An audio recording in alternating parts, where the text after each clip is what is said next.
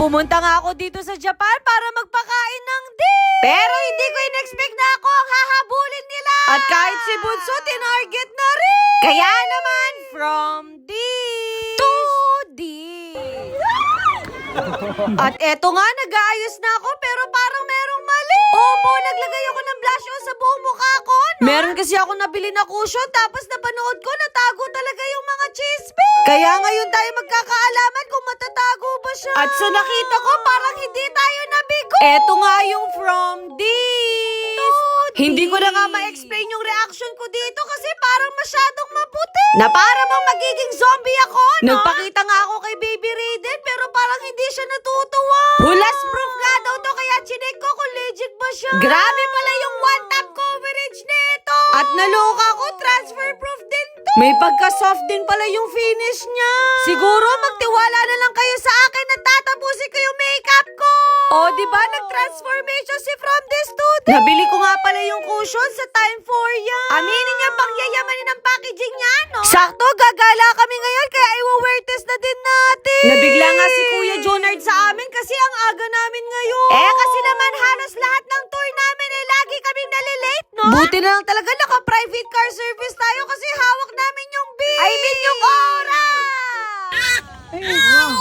Nako, Erika, hindi pa tayo nakakalayo. Pinapaiyak mo na yung bata. At ilang minuto nga lang, nakatulog agad ako. Isang sandal nga lang, knockout talaga agad ako. Kaya paggising ko, nandito na agad kami. Opo, nandito kami sa Kyoto. Mag-aalas 10 na nga, pero fresh pa rin tayo.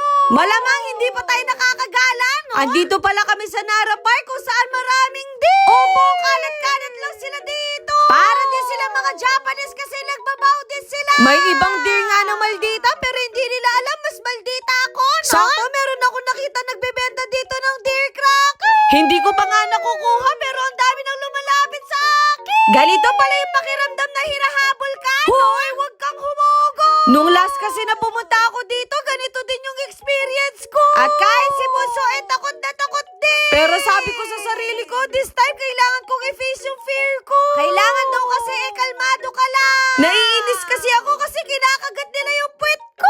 Buti pa si Kuya, napakakalmado lang. Kaya naman nagpakitang gilas na si From This to This.